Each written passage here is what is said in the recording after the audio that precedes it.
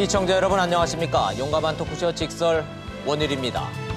지난주 세계는 베트남 하노이에서 열렸던 김정은 트럼프 회담의 개최와 결렬에 놀라고 또 놀랐습니다. 하지만 그래도 지구는 돈다고 반대편 스페인에서 열린 세계 최대 모바일 쇼, 이른바 MWC 2019 바르셀로나에도 전 세계의 이목이 집중됐었습니다. 단순히 새로운 모바일 기계를 선보이는 수준을 넘어서서 5G라는 신기술이 만들어낼 새로운 미래, 세상이 바뀌고 있다가 아니고 이미 바뀌었다가 맞는 표현일 겁니다.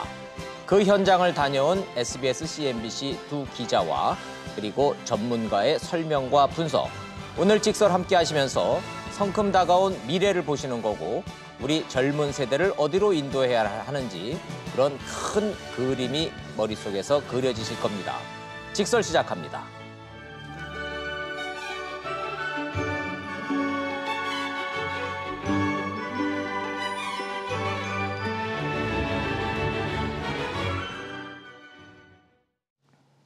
앞서 소개해드렸던 전문가와 우리 기자 2명 소개하겠습니다. 먼저 서강대학교의 김연학 교수님 나오셨습니다. 어서 오십시오. 그리고 바르셀로나 출장 다녀온 SBS, CNBC의 두 기자, 우형준 기자, 그리고 정윤형 기자님 두 분 모셨습니다. 어서 오십시오. 안녕하세요. 안녕하십니까. 출장들 다녀오시느라고 고생했습니다. 네, 감사합니다. 일주일 다녀오셨나요? 네, 맞습니다. 우리가 싱가포르에 이어서 베트남 하노이에 난리가 났을 때, 네. 그 와중에 스페인 다녀오셨어요. 네, 맞습니다. 축하합니다. 네, 잘 다녀오셨어요. 예. 예. 거기는 성황리에 잘 끝났죠? 예, 네, 베트남 그렇습니다. 하노이는 성황리가 안 되고 결렬됐어요. 네. 예. 가시느라고 잘 못 보셨을 텐데. 김연학 교수님은 MWC는 빠지지 않고 다녀오신 걸로 제가 알고 있는데 예, 이번에만 빠지셨어요? 예, 뭐 제가 과거에 통신사 근무할 때는 네네. 거의 매년 갔었죠. 그렇죠. 예. 회사 그만두고 난 뒤에는 이렇게 멀리서 지켜보고 있습니다. 네. MWC 모바일 월드 콩그레스, 세계의 변화를 앞서고 있는 세계의 큰 두 대회가 있다면 CES와 MWC다 이렇게 말씀드릴 수 있는데 MWC 전문가로서 김연학 교수님 모셨습니다. 자, 먼저 스페인 바르셀로나에서 열렸던 MWC 2019 주인공은 한국도 아니고 미국도 아니고 중국이었다고 합니다. 기분이 좀 언짢기는 하지만 중국 화웨이에서 시작해서 화웨이로 끝났다는 말, 이런 말이 왜 나왔고 어느 정도인지 먼저 기자들이 다녀와서 만든 영상 보시고 토론 시작하겠습니다. MWC에서 중국 화웨이는 폴더블폰 메이트 X를 내놨습니다. 삼성전자가 지난주 갤럭시 폴드를 공개하자 기술력을 강조하며 맞불을 놓은 겁니다. 샤오미도 AI 트리플 카메라가 최초로 적용된 스마트폰을 선보이며 세계의 이목을 사로잡았습니다. We want to improve our user experience. So triple camera, they can shoot 48 megapixel pictures even in low light conditions. 중국 통신장비 제조업체인 GTE는 피아노 치는 5G 로봇을 공개했습니다. It reads the music notes by the program. So the program do the translation. So translate the normal music notes into the codes the robots can understand. 중국 업체들의 기술을 본 아랍에미리트는 결국 중국 화웨이의 5G 장비를 쓰기로 결정했습니다. 영국과 독일을 비롯한 유럽 국가에 이어 중동의 우방국마저 돌아서면서 미국의 반화웨이 동맹은 점차 힘을 잃고 있습니다. 중국의 추격이 빨라지고 있는 상황입니다. 기술적 여건을 극복하기 위한 노력도 계속돼야 될 것이고요. 스마트폰과 5G 등의 기술 분야에서 이제 중국은 더 이상 추격자가 아니라 우리와 세계 시장을 다투는 막강한 경쟁자로 등장하고 있습니다. SBS, CNBC 권석입니다. 바르셀로나에서 가장 핫했던 장면들만 모아서 만든 영상 보셨습니다. 시청자 여러분 뭐가 제일 인상에 남으십니까? 저는 개인적으로는 그 피아노 치는 로봇, 그게 로봇 자체가 뭐 피아노를 친다기보다는 이런 게 다 5G 기술 때문에 그런다는데 이게 어떤 원리이고 이게 무슨 신기술인지 전문가 교수님 그리고 직접 다녀온 기자들과 함께 얘기를 좀 나눠보도록 하겠습니다. 스페인 바르셀로나 다녀오신 시청자님도 많겠지만 다녀오시지 못한 분들을 위해서 그런 얘기부터 좀 기초적으로 하나하나 좀 갔다 온 사람한테 좀 물어보죠. 먼저 우형준 기자한테 좀 여쭤볼게요. 뭐 서울 갔다 온 사람이 1등이잖아요. 네. 예, 갔다 온 사람이 뭐 최고니까. 스페인의 수도는 마드리드니까 바르셀로나는 우리로 따지면은 어떻게 봐야 돼요? 제2의 도시? 부산 정도? 네, 부산 정도 될 제2의 정도로, 도시인데 예, 맞습니다. 경제적으로는 거기가 더 더 잘 크다라는 얘기도 사는 있고. 네, 도시죠. 바르셀로나 그러면 한국 사람들 머릿속에는 황영조 선수 그 몬주익 맞습니다. 저 마라톤 우승. 뛰었던데요. 예. 근데 그 MWC 열린 데가 몬주익이라고 그러는데 그럼 그 경기장 그걸 생각하면 되는 거예요? 네, 그 근처인데 뭐 정확히 바로 옆에 붙어 있지는 않고요. 아. 운전하고 나서 한 30분 정도 가야 그 몬주익 언덕을 볼 수 있습니다. 아, 예. 그러니까 우리가 관광 코스로 가면은 필수 그 사진 찍는 찍는 장소인 그 몬주익 경기장 그 몬주익 언덕이 아니고 예, 맞습니다. 거기서 보이긴 보여요? 거기서 보이지 않습니다. 아, 네. 좋아요. 온주익 예. 바로 밑에도 전시장이 있습니다. 옛날에는 거기서 한다고 그러지 옛날에는 않았어요? 거기서 했는데 참석 인원이 굉장히 많아지면서 그걸 감당할 수 없다 그래서 예, 예. 좀 더 넓은 전시장을 옮겼어요. 네. 지금은 몬주익 경기장과는 꽤 떨어져 있습니다. 네. 아, 그러면 우리가 생각하는 황영조 선수 생각하는 그 몬주익 경기장 거기 주변 바르셀로나의 관광 코스 여기는 아닌 예, 거네요. 과거에는 거기서 했었습니다. 예. 근데 보통 모이면 얼마나 모입니까? 이 MWC에? 보통 한 10만 명에서 11만 명 사이, 이번에도 한 10만 8천, 9천 그 정도 모였다고 합니다. 한 2,400여 개의 기업이 참가했으니까. 전 세계에서 2,400여 개. 예. 그럼 라스베가스 CES하고 비교해보면 규모는 어때요? 뭐 제가 개인적으로 느끼기에는 CES가 좀 더 컸지만 뭐 예. 아무래도 분야 자체가 MWC는 이 모바일에 위주가 돼 있기 네. 때문에 네. 사실 크기 자체는 CES가 뭐 가전하고 자동차도 놓으면 크기가 더 커야 되지 않습니까? 그러니까 모바일이라서 CES보다는 작은 전시회이긴 하지만 그래도 여전히 굉장한 규모인 전시회였습니다. 전시관, 지금 화면을 보면은 지금 다 하나하나 구체적인 화면만 보고 계시기 때문에 얼마나 규모가 큰지를 제가 일반인의 시각으로 좀 여쭤보려면 우리 킨텍스하고 비교해 보면은 뭐 그거보다는 더 넓겠죠? 네, 킨텍스의 한 뭐 정확히 수치적으로 몇 배라고 얘기할 수는 없지만 느끼기상으로는 한 8배 정도. 킨텍스의 8배 예. 정도. 전시관이 8개가 있습니다, 총. 네. 8개가 있어요. 예. 킨텍스만한 게 8개 있답니다, 시청자 여러분. 얼마나 큰 규모인지 아시죠? 거기에서 세상의 미래가 펼쳐지고 있습니다. 정윤영 기자님. 네. 그러면 기자들은 엄청 많이 몰렸을 텐데 기자들은 어디서 그 근처는 비싸서도 거기서도 못 잘 거 아니에요, 또.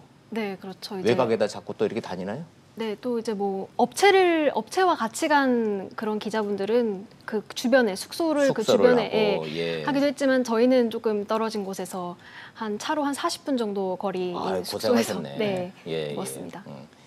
여러분들이 바르셀로나에 가 계신 동안에 전 세계 기자들의 3,000명 넘는 기자가 베트남 하노이에 몰려서 베트남의 물반 기자반이라 그랬거든요.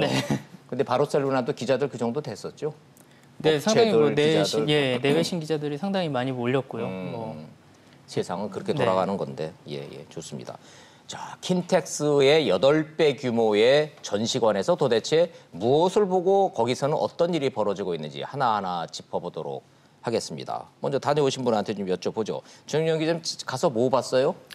네, 저는 분야가 이제 좀 이렇게 나뉘었겠죠? 네, 저는 이제 가장 사실 인상 깊었던 건 스마트폰이라고 할 수 있는데 예. 사실 이제 사용자들도 그렇고 뭐 업체에서도 그렇고 좀 변화에 목말라 있다 이런 얘기가 많이 나왔습니다. 그러니까 스마트폰이 이제는 한계에 도달했으니까 그렇습니다. 더 이상 네. 혁신이 없었는데. 네. 새로운 제품이 나와도 이전과 달라진 것이 무엇이냐 이렇게 의문을 갖는 사람들이 많았는데 이번에 나온 스마트폰은 이제 폴더블 폰, 이제 접었다 폈다 할 수 있는 스마트폰이 하나 이제 공개가 됐고 또 이제 5G 통신을 지원하는 5G 통신 스마트폰 전용 스마트폰이 또 공개가 돼서 그것도 별도였고. 네, 그래서 기능적으로나 뭐 외형적으로나 이전에 없던 새로운 스마트폰이 공개가 돼서 이제 많은 관람객들이 주목을 했고 예. 또 기대감을 많이 갖고 좀 이런 모습을 보였습니다. 예.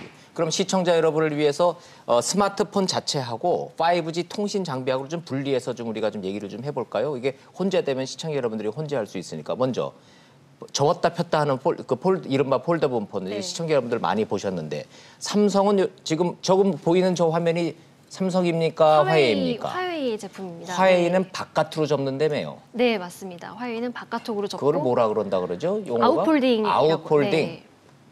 지금 보시는 화면이 네, 저렇게 바깥쪽으로 바깥으로 네. 접히는구나. 네. 예, 예. 그리고 그래서 삼성은요? 삼성은 인폴딩이라고 해서 이제 안으로 접는 안으로 네. 접히는 거, 네. 그 이제 인폴딩. 네. 그래서 지금 보시는 화면. 전체를 피면 이제 7.3인치가 나오고 삼성 같은 경우에는 화웨이 같은 경우는 전체를 다 펴면 8인치. 8인치. 네, 이렇게 8인치면은 거의 태블릿 PC랑 같은 비슷한 크기라고 해도 8인치면 네. 우리가 생각하는 태블릿 PC 네, 생각하면 되는 네. 거고. 그런데 신기하기는 하네요. 저렇게 탁 펼치는데 어떻게 한 화면이 가운데 금 안 보이던가요? 보시면? 지금 그래서 가운데 주름이 문제가 되고 있는데 네. 화웨이 같은 경우는 발표를 할 때 그 열었을 때 좀 주름이 보인다, 무대에서 좀 주름이 보인다 이런 외신의 얘기도 있었고 네. 또 유리 부스관에 전시가 됐는데 그 전시관에서도 주름을 봤다는 분들이 좀 많았습니다. 그래서 좀 기술적으로 아직은 조금 미흡한 것이 아니냐라는 예, 예. 얘기도 나오고 있습니다. 보이시는 저 화면이 삼성폰이 화웨이. 화웨이 네. 바깥에 이거 좀 헷갈리기는 해요. 자, 김민학 교수님. 네. 기술적으로 네. 안으로 접는 삼성 S10의 인폴딩 기술이 더 선진화된 기술입니까? 바깥쪽으로 접는 화웨이의 아웃폴딩이 더 선진화된 기술입니까? 한마디로 말씀드리기는 어려운데 예. 일반적으로는 인폴딩이 더 어렵다고 보고 있습니다. 왜냐하면 인폴딩이 경우 딱 접히지 않습니까? 예, 이렇게. 접히는 부분이 예. 나중에 크랙이 생기고 흠이 날 가능성이 높다는 거죠. 인폴딩이 더 약할 수 있다? 예, 그래서 삼성은 20만 번을 접었다 펴도 한 5, 6년을 쓰더라도 괜찮다. 그래서 앞선 기술이다. 삼성도 예, 원래는 예. 아웃폴딩을 했습니다. 아웃폴딩 아시다시피 이렇게 밖으로 접으면 쭉 접히는 부분 늘어나지 않겠습니까? 그렇겠죠. 그래서 쭈글쭈글해짐 현상이 생기고 기술적으로는 인폴딩이 더 낫다. 그래서 삼성도 아웃폴딩, 인폴딩 다 검토했었는데 인폴딩으로 갔다라고 하는 이야기고요. 네. 그런데 이제 제가 한 말씀 더 붙이고 싶은 것은 우리나라 언론이나 우리나라 네티즌들은 한국의 그 삼성의 인폴딩 방식 훨씬 뛰어나다, 인기가 좋다고 하는데 우리는 아마 좀 기자분들이 이렇게 좀 애국적 시각에서 말씀하시겠죠. 현지 반응은 조금 다른 걸로 제가 알고 있습니다. 저도 이제 가진 않았지만 예. 그 해외 유튜브라든지 해외 사이트를 쭉 봤는데 일단 직관적으로 보기에는 그 하웨이 메이트 X라고 하는 것이 펼치면 화면이 시원합니다. 군더더기 없이. 그 8인치 대형 화면이고. 단순히 커서 시원한 게 아니고요. 예. 그리고 디스플레이도 굉장히 좋습니다. 디스플레이 물론 자체가. BOE라고 예. 한국에는 현대전자를 인수해서 가져간 기술인데 그 딱 접으면은 11mm밖에 안 됩니다. 네. 삼성은 정확하게 스펙을 공개하지 않았지만 접었을 때 17에서 한 20mm. 그래서 굉장히 두꺼운 걸로.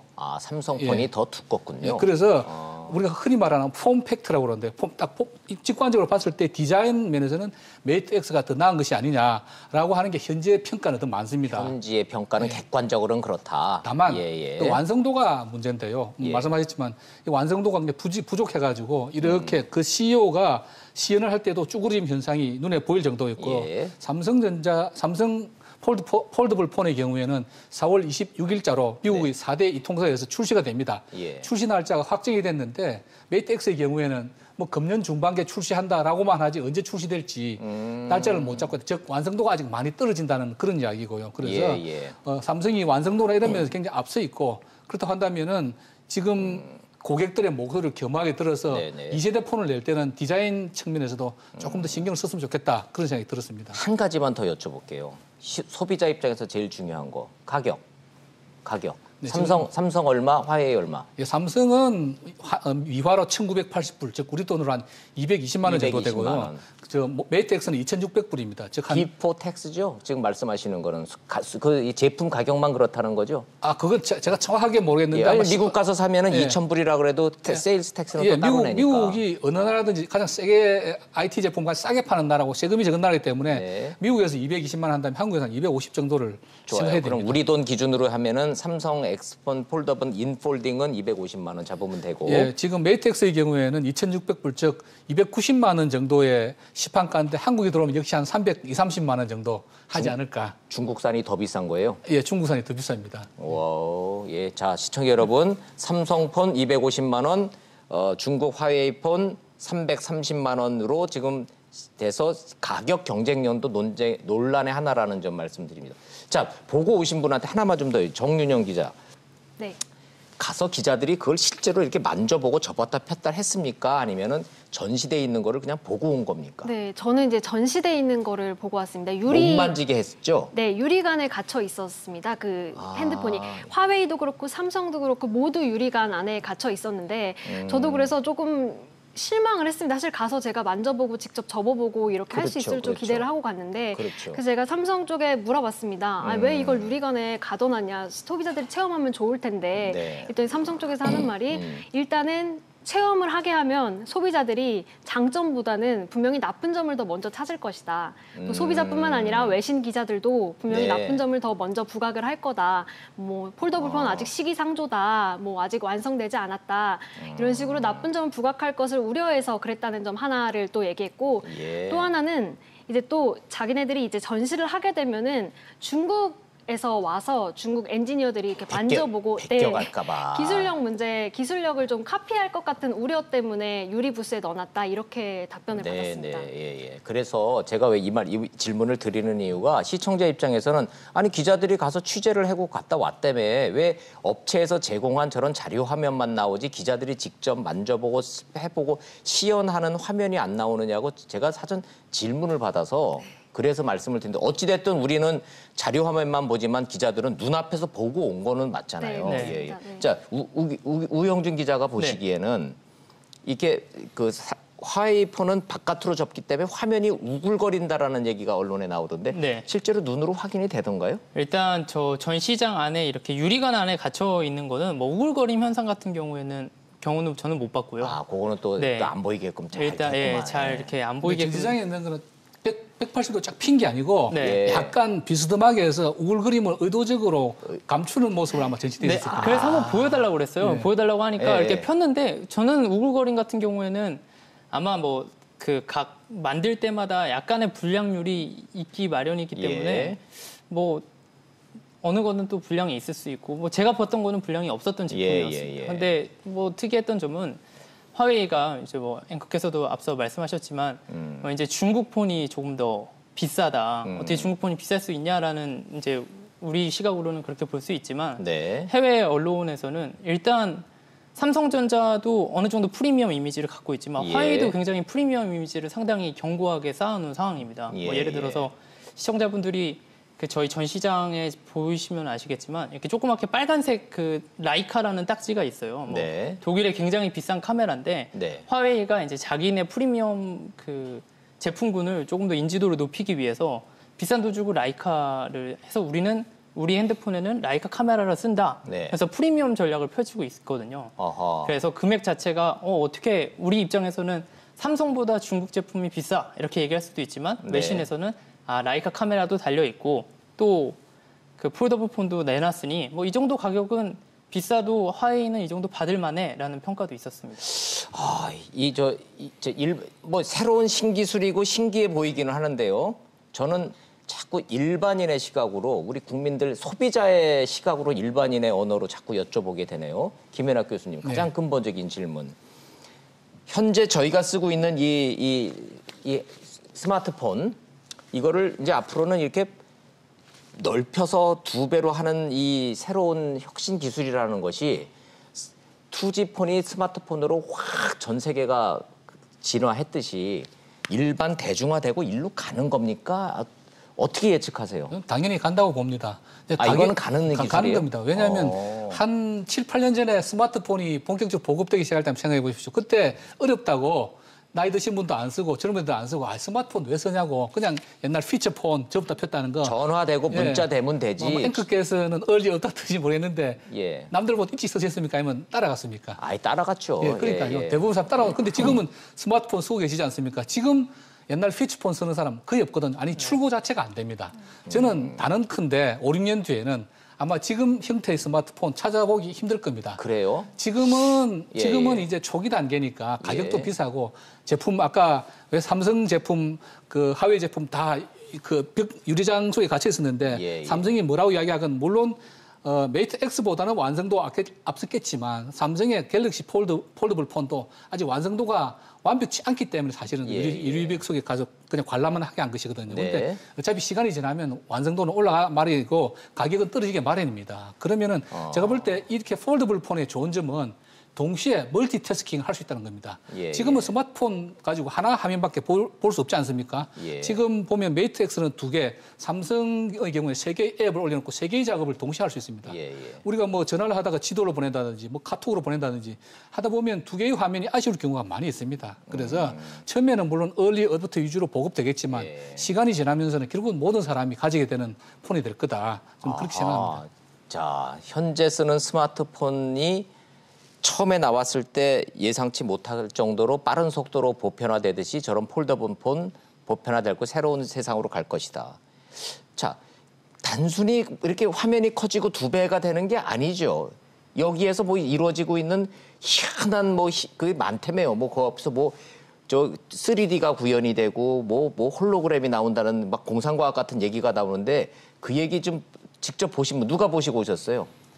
저희 둘 다 봤는데 일단 기본적으로 폴더블 폰의 장점은 열었을 때 저희가 보통 한 화면에 이제 한 화면에 하나만 띄울 수 있지 않습니까? 예를 들어서 카카오톡을 하고 있다.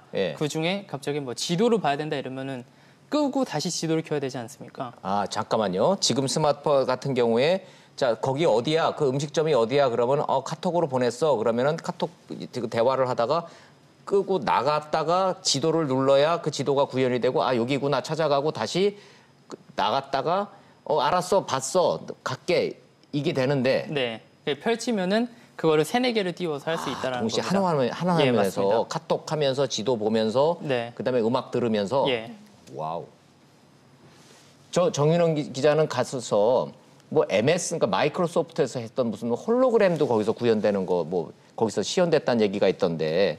그 전시관이 따로 있었던 겁니까? 그 우영준 기자가. 제가 기자가 다녔었군요. 저는 이번 MWC에서 뭐 하나만 꼽으라면 그 홀로렌즈를 꼽을 수 있을 것 같습니다. 그게 렌즈예요? 렌즈? 그게 어떤 식이냐면은 이제 보통 뭐 저희 VR이라고 하죠. VR 같은 경우에는 그 안경을 껴고 그 앞에 이제 화면을 뭐 스마트폰이나 뭘로 가리는데 이제 이거는 MR이라고 하더라고요. MR. 그게 혼합 현실이라고 불리는데 믹스티드 리얼리티. 네, 맞습니다. 혼합 현실인데 예전에 홀로렌즈 1 때도 제가 체험을 해봤었는데 이번이 이 두 번째 버전이에요. 해보셨어요? 네, 해봤습니다. 했는데 일단 저희 보통 어떻게 생각하시면 되냐면 저도 이거를 화면에 많이 담아오고 싶었는데 제 눈앞에서 구현밖에 안 돼가지고 화면을 많이 못 담았습니다. 자, 기본적으로 자 MR이라고 하는 것은 눈에다 뭔가를 씁니까? 안경처럼? 네, 씁니다. 안경이에요? 오큘러스처럼 이렇게 이따만한 거를 뒤집어 쓰는 거예요? 좀 큰 거를 쓰는데 무게는 스마트폰 무게 정도 됩니다.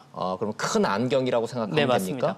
자, 안경을 썼어요. 그럼 무슨 일이 벌어집니까? 그러니까 쓰면 보통 저희 영화 보면 아이언맨을 이제 쉽게 떠올릴 수 있는데요. 이렇게 화면 앞에 이제 화면이 제 눈앞에 나오는 겁니다. 제 눈앞에 화면이 나와요? 화면이 나오고 제가 터치를 하게 되면은 스마트폰 움직이듯이 똑같이 터치가 되고요. 그럼 영화 아이언맨이네요. 네. 이렇게 저 눈앞에 나오고선 이렇게 허공에다가 이렇게 찍으면은 맞습니다. 그게 앱이 구현이 된다? 예, 맞습니다.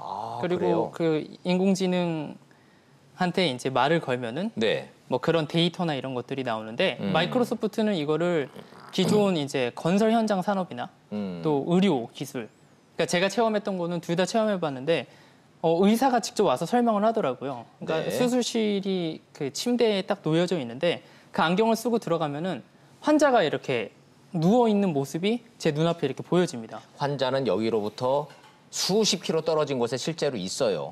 그런데 그 안경을 쓰면 의사 눈앞에 그 환자가 누워 있는 겁니다. 그 진료를 하고 원격 진료가 가능한 것이 그 안경이다. 네, 맞습니다. 진료 기록들이 쭉 나옵니다. 그러면 이 환자가 뭐 가족력이 그래요? 어떻게 되고 그리고 그 최근에는 어떤 병원을 갔었고 이런 것들이 앞에 눈앞에 펼쳐지면서 소리도 계속 나오더라고요. 그래서 이 정도 구현이 될 정도면은 거의 현실로 다가왔다. 거의 조만간 쓸 수 있을 정도다. 그거를 직접 체험하고 오셨군요. 마이크로소프트가 차세대 혼합 현실 홀로렌즈라는 거를 공개해 왔던 그 경험담을 우리 우형진 기자로부터 들으셨습니다. 여기에 맞서서 중국의 화웨이가 안경 없이 3D 기술을 구현한다라는 얘기도 보도에 좀 많이 나오던데 혹시 누가 정 기자는 그거 안 보셨어요? 네, 저는 그 부분이 아닌 거고, 예. 그러면 결국 중국과 미국이 이 증강현실, 뭐 용어가 VR이든 AR이든 제가 조금 MD든 설명을 드리겠습니다. 예. 이제 우리가 가상현실이라고 하는 건 Virtual Reality, VR이라고 그러지 않습니까? 네. 실제로 없는데 가상의 세계가 마치 내 앞에 있는 것처럼 네. 그래서 말씀하신 고글이라고 무슨 수경 같은 걸 끼고 그 앞에서 화면이 펼쳐집니다. 근데 네. 이것이 조금 이제 발전해가지고 AR, Augmented 증강현실이라가지고 실제하고 가상현실하고 결합이 되는 겁니다. 네. 100% 가상이 아니고 그게 이제 점점 믹스드 리얼리티, 아까 혼합현실. 지금 아예 못 알아듣는 것 같지는 않은 것이 영화를 통해서 미션 임퍼서블 같은 영화를 하도 많이 봐가지고 그렇죠. 예. 그 영화에 보면은 무슨 뭐 주인공이 안경 끼면은 그 앞에 다 나타나잖아요. 예. 그렇게 지금은 이제 XR이라고 해서 Extended Reality라고 하는 용어가 나올 정도로 이번 세미나에서는 이제 그렇게 네. 발전하는데 원래는 가상현실이라고 하는 것을 안경을 고글을 끼고 오면 눈앞에서 펼쳐지는데 네. 안경을 안 쓰더라도 여기 뭐 홀로그램처럼 혹은 다른 형태로 우리한테 보여준다는 거죠. 그게 어떻게 가능할까요? 그게 가능하죠. 안경을 지금 안 이미 쓰고도. 현실화되고 있는 기술입니다. 그렇군요. 예. 안경을 쓰지 않고도 3D로 그 증강현실이 눈앞에 보이는 나타나는 거죠. 마치 눈앞에 있는 우리가 뭐 스타워즈 영화를 본다든지 그러면 굉장히 멀리 있는데 아마 최근에 라스트 제다이라는 영화를 보면은 그 룩 스카이워커가 사실은 멀리 있는데 직접 와서 악의 무리들과 대결을 하는 뭐 그런 식의 그 정말 현실과 아직 물론 그 정도 단계는 안 갔지만 이제는 지금까지는 이런 기기를 쓰고 있는데 이제 안경 안 쓰고도 볼 수 있는 그런 형태까지 발전한다는 거죠. 시청자들의 이해를 돕기 위해서 지금 보시는 저런 화면들, 저런 기계만 있는 게 아니라 저런 기계에서 구현되는 저런 화면들이 가능한 5G 기술이라는 건 잠시 뒤로 이 눈에 보이지 않는 기술이기 때문에 그건 뒤로 좀 하고 눈에 보이는 것부터 먼저 좀 여쭤봅니다. 자, 정윤영 기자님. 화웨이로 시작해서 화웨이로 끝났다. MWC가 원래는 미국과 한국 이런 이 업체들의 잔치였는데 올해는 완전히 중국판이었다. 이런 얘기를 너무 많이 들었어요. 네. 실제로 가보시니까 중국이 판을 장악했구나라는 게 느껴지던가요? 네, 일단은 저는 사실 화웨이가 지금 스마트폰 시장 먼저 말씀드리자면 스마트폰 시장을 장악했다, 기술력이 앞서간다는 느낌을 굉장히 많이 받았던 게 작년에 화웨이가 이제 트리플 카메라, 그러니까 핸드폰 뒤에 카메라 3대 달린 핸드폰을 업계 최초로 선보였습니다. 화웨이가 선보이자마자 삼성, 또 뒤에 LG에서 다 따라가는 형태로 이렇게 화웨이가 처음에 이제 기술력을 주도하는 그런 모습을 보이기 시작했는데 카메라가 3개가 달리면 뭐가 달라지나요? 뭐 일반적으로 일반 카메라로 찍을 때랑 화웨이 이렇게 3개가 있으면 뭐 멀리 있는 것을 이제 가까이 더 또렷하게 사진을 찍을 수 있다거나 아니면 이제 인물 사진을 찍을 때 뒤에 배경은 좀 날려버리고 인물을 또렷하게 보여주는 이런 새로운 이렇게 그 영상을 구현할 수 있는데 그런 거의 DSLR급의 이 큰 카메라 전문가들이나 쓰는 그런 카메라 기능을 렌즈 3개를 심어 놓음으로써 거기서 모든 기능을 다 발휘하는 그런 핸드폰을 내놨다. 그렇습니다. 그런데 이제 화웨이가 이번에는 폴더블 폰이라는 그런 업계에서 좀 새로운 그런 것을 제품을 공개를 했기 때문에 화웨이가 좀 많이 기술력 측면에서 앞서가고 있구나, 이제 좀 그런 것을 많이 느끼게 됐습니다. 시청자들이 보시기에는 두 번째 칸에 있는 폴더블 폰 메이트 X가 최고 제품으로 선정됐다라고 하는 저 내용이 저기가 바로 화웨이 폰이다 이렇게 생각하시면 되는 거죠? 네, 맞습니다. 네. 1등상 받은 거네요? 네, 1등상 받았습니다. 삼성은 받지 못했는데 화웨이가 받았습니다. 저거는 이제 조금 가려서 봐야 될 게 화웨이가 저 행사의 메인 스폰서입니다. 그리고 삼성전자는 이번에 공식적으로 출품한 것은 아니고 이미 지난번에 그 미국 샌프란시스코에서 발표하지 않았습니까? 그래서 뭐 저기 상은 우리도 그렇지만 또 찬값이 좀 많이 내고 행사에 적극 협조한 조금 위안이 됩니다. 그런 단순히 삼성이 기술적으로 화웨이에 밀렸다가 아니라 스폰서를 많이 해서 돈을 많이 냈기 때문에 좀 배려해서 주는 상이다 이렇게 좀 위안을 해도 될까요? 그럼에도 불구하고 정 기자가 말씀하셨지만 이번에 8개 전시관 중에서 화웨이가 5개 전시관에서 자기 제품을 전시를 했습니다. 압도적으로 가장 큰 전시관을 여기저기. 그래서 뭐 가신 분들은 저도 뭐 멀리서 이야기만 듣고 있지만 그야말로 화해를 위한 화해에 뭐 전시했다라는 말이 나올 정도로 연일 기자간담회를 계속 화해가 열었어요. 그래서 일부 기자들은 계속 하다 보니까 계속 화해 기사밖에 쓸 수가 없다. 맞아요. 네, 뭐 이런 얘기도 있었지만 제가 지난 1월에 CES도 다녀왔었는데 CES 때는 미국 눈치 보느라 뭐 일부 화해 그렇게 크게 만들지 않았어요. CES에서는. 그러니까 이제 MWC에서는 어차피 뭐 미국 눈치도 안 보고 유럽에서 하니까 이때가 기회다라고 이렇게 생각하고 연일 기자간담회를 하면서 이렇게 신제품들이 계속 선보이는 거 보고 MWC의 화해가 이제 작정하고 기회를 잡으러 왔구나 이런 생각이 많이 들었어요. 언론의 시각에서 보면요 이런 측면도 좀 있어요. 전 세계의 정치 외교적 초점이 베트남 하노이에서 열렸기 때문에 미국 언론, 한국 언론들이 전부 다 베트남 하노이만 주목하고 거기 기사를 쏟아내는 사이에 경제부 기자들은 이쪽에 가서 화해 기사만 쏟아낸 거예요. 네, 맞습니다. 시청자 여러분들도 잘 아시겠지만 기사라는 거는 기자가 가는 곳에 기자가 가야 기사가 나오는 거지 맨날 딴 사람들이 가봐야 기사가 안 나오거든요. 기자들은 화웨이를 쫓아다녔군요. 네. 야, 화웨이 좀 무섭긴 하네요. 자, 이런 이제 변화들에 근저에 눈에 보이지 않는 기술이 5G라고 하는데 이 5G 시대라는 게 우리의 삶을 어떻게 바뀌는지에 대한 얘기로 좀 가보도록 하죠. 직접 보고 온 기자들, 또 그걸 연구하시는 교수님, 또 업계에 계셨기 때문에 자, 우리 한국에서 가신 분 중에 저 황창규 KT 회장이 가서서 뭐 연설도 하고 기자간담회도 하고 그랬다는데 뭐 핵심 키워드가 있다면 뭐였을까요? 일단 뭐 황창규 회장이 기조 연설을 MWC에서 이번에 3번째를 했습니다. 맞아요. 뭐 일단 별명이 이제 미스터 5G다. 이게 미스터 다보스에서 5G다. 얻은 별명이라고 하는데 이제 5G가 더 이상 미래가 아니다. 이제 현실이 다가왔다라는 거를 굉장히 강조했었고요. 그 뭐 우리나라 입장에서 뭐 했던 발언 중에는 뭐 현재는 이 반도체가 한국 경제를 견인하고 있지만 몇 년 안에 이 5G가 이 서비스 뭐 솔루션 콘텐츠가 이 글로벌 경제를 움직이는 중심축이 될 거다라고 이렇게 얘기를 했습니다. 아, 중심축이 될 것이다. 5G가 반도체 이후에 대한민국의 새로운 먹거리가 될 것이다. 황창규 KT 회장은 기조연설을 통해서 이런 주장을 했었다는 얘기 전해드렸습니다. 같이 일해보셨잖아요, 김연학 교수님. 네. 실제로 이 한국의 5G 기술이 세계 1등이다. 가능한 얘기입니까? 맞는 말입니까? 명제가? 뭐 yes이기도 하고 no이기도 합니다. yes이기도 하고 no이기도 하다. 그러니까 이제 서비스 운용 기술이 있고 그다음에 장비 단말을 만드는 기술이 있는데 하드웨어가 있고 소프트웨어가 있다는 말씀. 뭐 일단 기기는 말씀 또 단말 측하고 장비 측인데 장비는 압도적으로 아까 말씀드린 화웨이가 우위에 있습니다. 장비 자체는 그 통신 장비 자체는 화웨이가 1등. 다만 우리가 희망을 가질 수 있는 거는 제가 지난번에도 말씀드렸지만 그 5G의 주파수가 서버 6기가 하고 초고주파수 대역이 있습니다. 좀 어려운데 서버 6기는 3.5기가 대역이라고 하는데 그 주로 쓰고 있는데 그 부분은 기존의 이동통신 기술하고 비슷한 기술이 적용이 됩니다. 그래서 이 부분은 화웨이가 지금 당연히 선두주자입니다. 그런데 그 위쪽에 저 밀리미터파라고 초고주파수 대역에 아주 높은 주파수 대역에 28기가 대역에도 역시 5G 주파수인데요. 요거는 고주파수 대역이 되면 가버리지가 굉장히 좁습니다. 가버리 좁기 때문에 기지국을 많이 설치할 수는 없고 주로 가적 댁내라든지 공공시설, 건물 내 설치하는데 이 부분은 삼성이 가장 앞서 있습니다. 그래서 지금 아시는 대로 미국에서 화웨이를 배척하고 있지 않습니까? 미국 시장에서 ZTE하고 화웨이가 쫓겨나는데 그 시장을 삼성이 들어가고 미국의 이동통신 회사들이 그 5G를 상용화하는 것은 우리가 알고 있는 그런 이동통신 개념이 아니고 댁 내에 들어가는 예를 들어서 케이블 TV 같은 거를 무선으로 제공하겠다. 그런 개념이 강합니다. 그 부분 시장을 지금 굉장히 삼성이 급속하게 장악을 하고 있습니다. 그래서 화웨이가 미처 생각하지 못했던 고주파수 대역을 삼성이 지금 굉장히 캐치업하고 있다. 그래서 장비 시장 측에서는 조금 이제 희망을 갖는 거고요.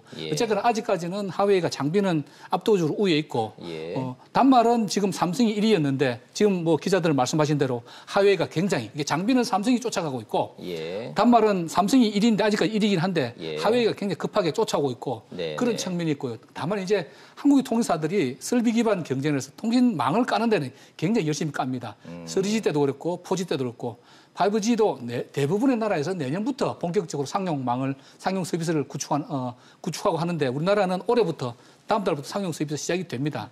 그러다 보니까 앞서간 거는 맞나요? 그러다 보니까 네, 아무래도 네. 운용 기술이란데 노하우가 쌓이지 않겠습니까? 예, 그러다 보니까 이제 외국에서 이런 우리 통신 3사의 운용 기술에 대해서는 호기심을 가지고 앞서가 있다는 인정을 하고 배우려고 하고 있습니다. 네네. 아, 이게 무슨 몇 6기관이 무슨 주파수 때가 어떠냐면 이제 교수님 말씀 중에 좀 그런 대목들은 시청자 여러분들이 들으시면서도 그런 이제 용어들이 나오면은 일반 시청자들이 따라오시기가 좀 힘든데. 예, 두 개의 주파수 대회가 있는데 예. 새로운 주파수 대회에서는 삼성전자가 가장 앞서 있다. 그렇게 말씀드립니다. 굳이 뭐 이렇게 굳이 좀 쉽게 좀 이렇게 비유를 하자면 일반 철도망에서는 중국의 화웨이가 앞서 있는데 한국은 지금 고속전철망을 깔고 있기 때문에 고속전철망 시장에서는 한국이 앞서서 가고 있고 미국도 이 부분에 주목하고 있다. 그렇습니다. 뭐 이제 이런 표현으로 좀 이해를 좀 하면 될 것 같습니다. 정 기자 가 계시는 동안에 미국 정부가요. 전 세계 동맹국들한테 화웨이 장비 쓰지 말라고 어마어마하게 압박했지 않습니까? 네. 근데 막상 가보시면은 자꾸 이탈을 한다는데 미국 말 안 듣고 화웨이를 쓸 수밖에 없다 쪽으로 간다는데 뭐 중동 국가인 뭐 아랍에미리트도 그렇고 실제로 가서 보시면 그렇게 좀 화웨이가 이거 미국이 막는다고 막아지는 게 아닌구나라는 게 좀 실감이 나던가요? 어떠세요? 사실 그 부스에 있는 장비만 보고 이게 기술력이 뛰어나다라고 생각할 수는 없는데 네. 이제 제가 듣기론 화웨이 장비가 가격적인 면에서 굉장히 우위를 점하고 있기 때문에 다른 업체들이 미국이 동맹국에게 화웨이 거 쓰지 말라 한다고 해서 쉽게 쓰지 못할 수는 없다는 그런 얘기가 많이 나오고 있습니다. 미국이 쓰지 말라 그래서 지금 쓴다 안 쓴다 하는 차원을 이제 화웨이는 넘어섰다 이게 실감이 나신다. 네, 기술력도 좋은데 가격도 저렴하고. 가격도 저렴하다. 네, 그러니까 안 쓸 이유가 없는 상황인 거죠. 그렇군요. 그래서, 예. 이게 저런 모든 새로운 신제품들이 이 통신을 주고받을 때는 뭔가 이게 망이 깔려 있어야 되는데 그 망을 지금 화웨이가 장악하고 있다 그 말씀이신가요? 네, 그러니까 지금 뭐 사실 그 4G 기준으로 LTE 기준으로 장비를 장비 점유율을 따지고 본다면 화웨이가 지금 한 30%에 육박하고 삼성이 거의 한 자릿수 5% 정도라서 차이가 굉장히 많이 나는 상황입니다.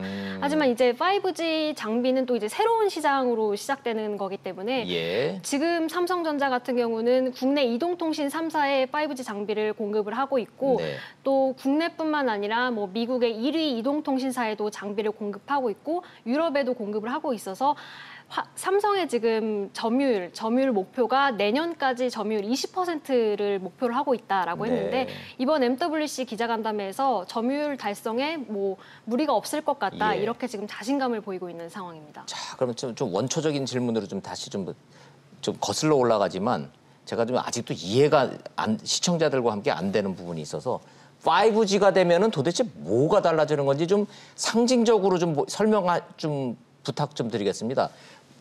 기자들이 물어볼 거 아니에요. 5G가 되면 뭐가 달라집니까, 세상이? 사실 매번 MWC마다 이제 5G가 주제였기 때문에 뭐가 달라지냐라고 이렇게 묻는 질문들이 기자들이 많았는데 일단 뭐 흔히 예를 들어서 자율주행 같은 것들이 대표적인 예일 수도 있고요. 또 이제 원격 의료, 그다음에 뭐 단순히 핸드폰이 빨라져서 뭐 다운로드 받는 게 아니라 올리는 방식도 같이 빨라지기 때문에 일단 동영상이 끊김없이 보여진다. 그리고 또 저희 방송 산업 쪽에서는 이제 중계차 없이도 이거는 제가 직접 가서 이제 한 스페인 통신사가 그거를 시연을 했는데 5G 그 방송 송출하는 가방이 하나 있더라고요. 그래서 이걸로 뭘 움직일 수 있냐 그랬더니 일반 중계차나 이런 것들은 없어도 카메라에 것만 꽂으면 실시간으로 뭐 저희가 표현하자면 마가 뜬다고 하지 않습니까? 뭐 앵커가 얘기하면은 뭐 어디 있습니까 하면은 약간 마가 뜬 다음에 이제 말을 하게 되는데 딜레이 된다 그러죠. 실제로 현장에서 말하는 게 여기 스튜디오에 앉아서 방송을 하는 제 귀에 들어오는 데까지는 현재로서는 인공위성 기준으로 했을 때 1.5초에서 한 3초, 길게는 3초까지도 이게 딜레이가 돼서 들어오기 때문에 그런 시차가 좀 있습니다. 그걸 이제 방송용으로 저희가 딜레이가 있다고 그러는데 그게 없어진다는 그게 말씀. 없어진다고 속도가 빨라진다. 이게 속도가 빨라져서 이제 그런다니. 근데 김연학 교수님, 기본적으로요. 소비자 입장에서 보면 지금도 다 영상 통화하잖아요. 그러니까요. 이제 얼굴 화면 보면서 다 화면 보면서 영상 통화하지 않습니까? 사실은 이제 우리가 지금 5G가 5세대 아닙니까? 1, 2세대 때는 별로 그러지 않았는데 3세대 때부터 사실은 3세대가 되면 뭔가 세상이 바뀐다. 예. 4세대 LTE 때도 그랬고 네. 10년마다 한 번씩 이런 과정을 겪고 있는 것입니다. 그래서 사실은 지금 이야기되고 있는 서비스들이 4G LTE는 불가능하냐? 그렇지는 않습니다. 그렇지는 않는데 기술 자체는 불가능한 게 아니에요. 왜냐하면 이거는 5G를 이용해서 하는 기술 그 자체가 5G는 아닙니다. 그런데 이제 아까 우리 오 기자 잠깐 이야기했지만 5G의 특성이 LTE보다 한 20배 빠르고 용량도 한 100배 정도 되고 말씀하신 딜레이가 10분의 정도 넣습니다. 거의 실시간으로 딜레이가 거의 없게 되는 것이고 그다음 초연결 1제곱킬로미터에 100만 개의 IoT 연결이 가능하게 됩니다. 그러다 보니까 우리가 흔히 이야기하는 4차 산업혁명으로 대변되는 서비스들 지금 AR, VR, 원격 의료 그리고 자율주행 자동차 이런 서비스들이 뭔가 4G를 이용하면 뭔가 아쉽고 뭔가 딜레이가 있는데 5G를 이용하게 되면 거의 우리가 그리는 그 서비스를 100% 완벽하게 구현할 수 있게 됩니다. 그래서 이 4차 산업혁명 시대의 도래와 함께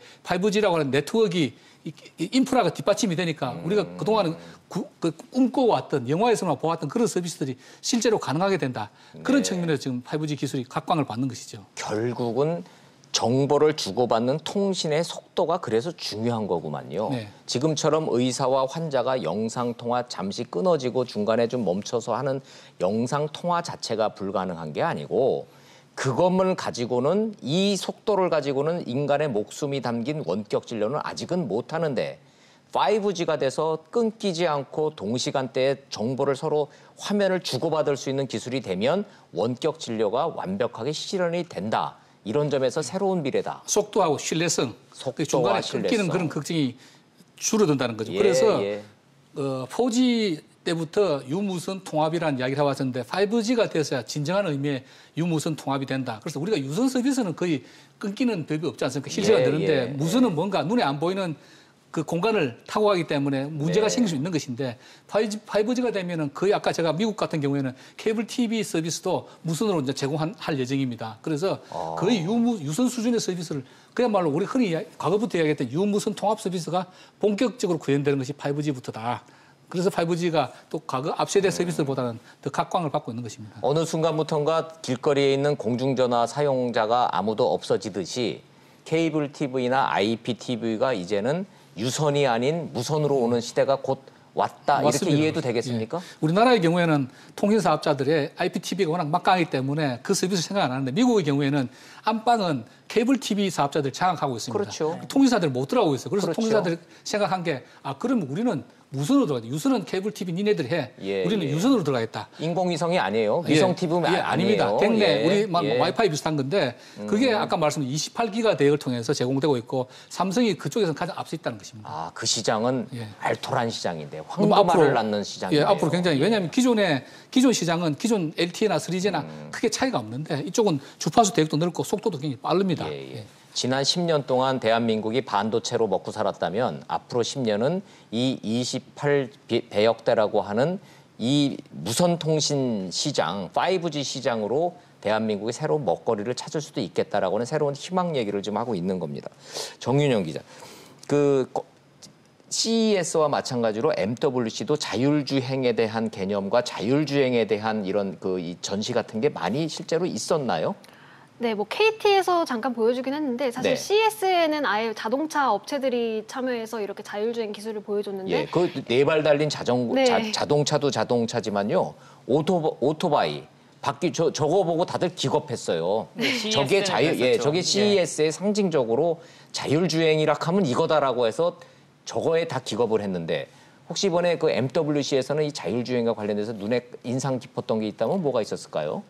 저는 오히려 저런 거는 사실 별로 못 봤고 MWC에서는 자율주행보다는 뭐 그 5G 기술을 통한 스마트 팩토리 이게 조금 눈에 띄었습니다. 이제 로봇이 이제 제품을 조립하는데 지연 없이 5G 통신 기술이 깔린 데서 하기 때문에 고장 없이 지연 없이 제품을 빨리빨리 이렇게 조립해주는 그런 모습도 인상 깊었고 예를 들자면 로봇가 바느질 하는 기술 수준으로 됐다며요. 이제는. 네, 거의 그렇다고 보셔도 괜찮습니다. 생각을 해보시오, 시청자 여러분. 저희가 사람의 손에 이 미묘한 이 감각을 가지고 바느질하기도 지금 저런 화면에 아주 조그만 로봇인데도 저게 그냥 혼자서 배터리로 움직이는 게 아니라 다 연결돼서 움직인다라는 개념인가요? 네, 네. 5G로 인해서.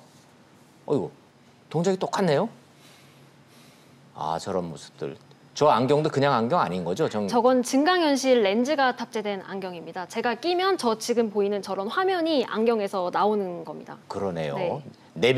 내비게이션이 그냥 저 안경으로 들어오는 네, 거군요. 그렇습니다. 네, 예. 안경만 쓰면 그런 게 다 내 눈앞에 보이는 겁니다. 그럼 지금 정 기자께서 말씀하시는 저런 그 기술들이 다 한국 기업 얘기하시는 거예요? 네, 제가 지금 방문했던 저 지금 화면에 나오는 기업들이 뭐 중소기업, 한국 중소기업 스타트업 기술인데, 예. 네, 뭐 증강현실 기술이라든지 아니면 아까 방금 봤던 로봇 기술이라든지 네. 이런 것을 전혀 무리 없이 지금 공개를 하고 또 해외 바이어들도 많이 관심을 갖는 모습을 제가 지켜봤습니다. 저런 기술들이 삼성이나 LG 같은 대기업들입니까? 아니면 조그마한 벤처기업, 스타트업 기업들입니까? 국내 중소업체, 스타트업 업체들이었습니다. 스타트업 업체들이에요. 네. 예. 이번에 MWC에 한국 기업이 211곳이 참여를 했는데 네. 그중에 대기업이 7곳이었고 나머지는 다 이제 중소기업, 스타트업이라고 보시면 되는데 어이구, 그래요? 네. 예. 근데 또 스타트업 중소기업도 작년보다는 40곳이 더 참여해서 조금 더 열심히 좀 많이 했다고 볼 수 있습니다.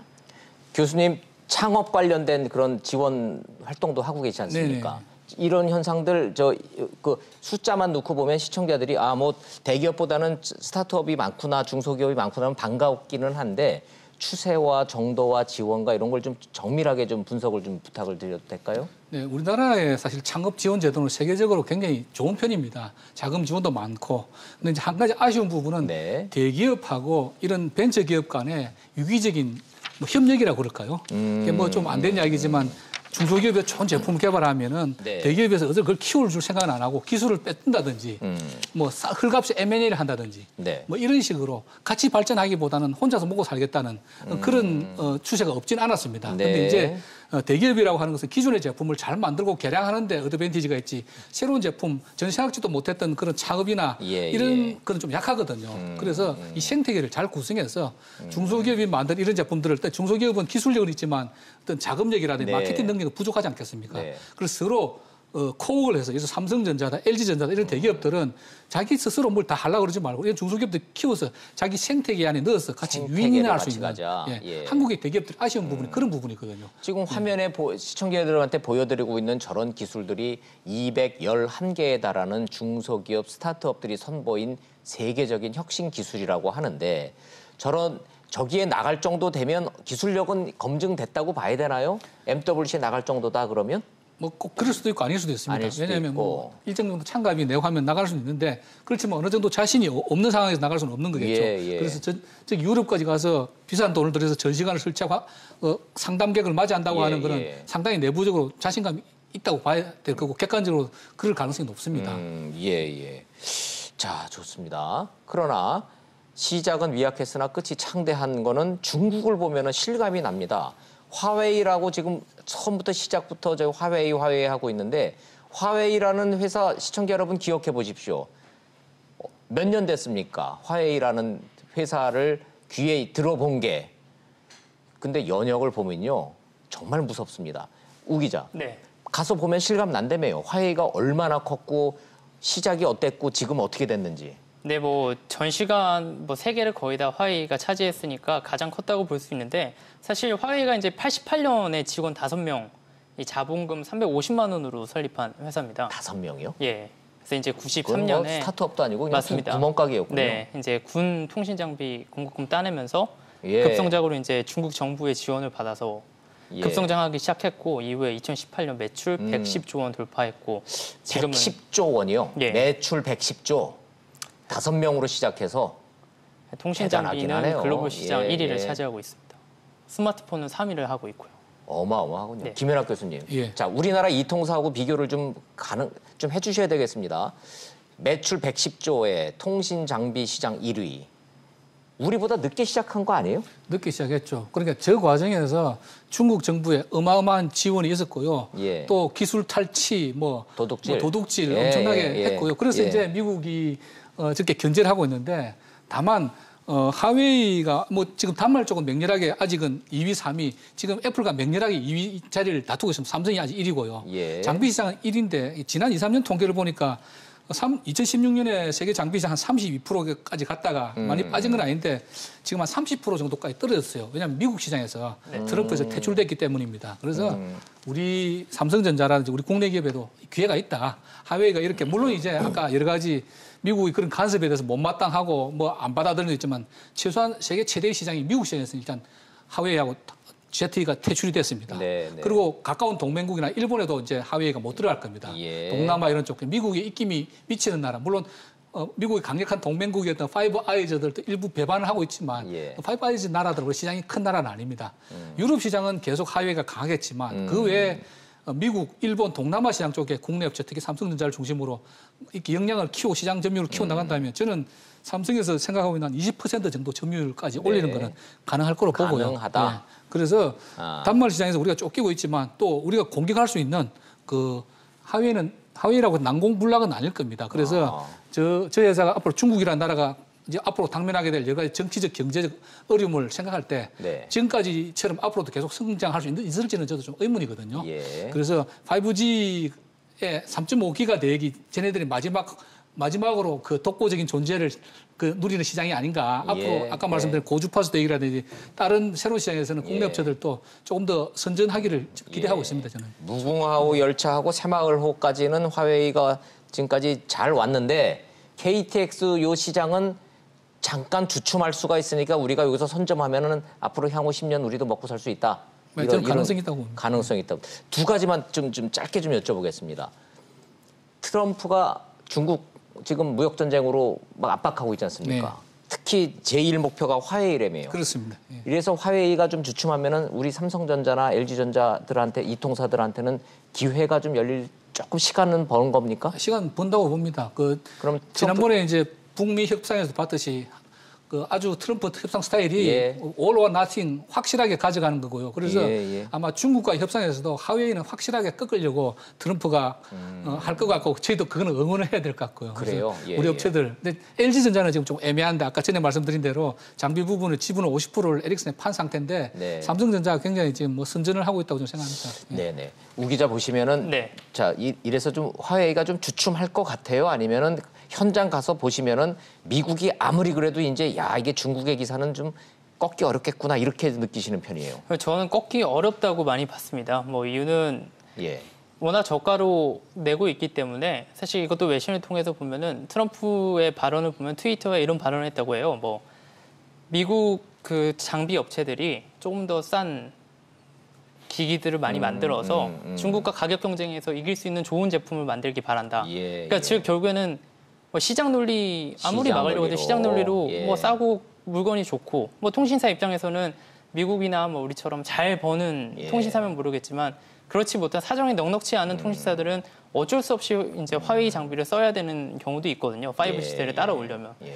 그거를 꺾기가 상당히 쉽지 않아 보이고요. 두 번째로는 저는 중국 기업들이 무섭다고 생각한 게 예. 뭐 이번 MWC는 사실 인공지능과 관련돼서는 CES만큼 뭔가를 내놓지는 않았지만 네. 중국 스마트폰의 인공지능 기능들이 현재까지는 뭐 구글 어시스턴트, 그러니까 구글에 의존하는 정도이지 독자적인 인공지능 서비스를 독자 생태계가 아니죠. 네, 하고 있지 예. 않아요. 근데 뭐 물론 삼성은 빅스비라는 게 있지 않습니까?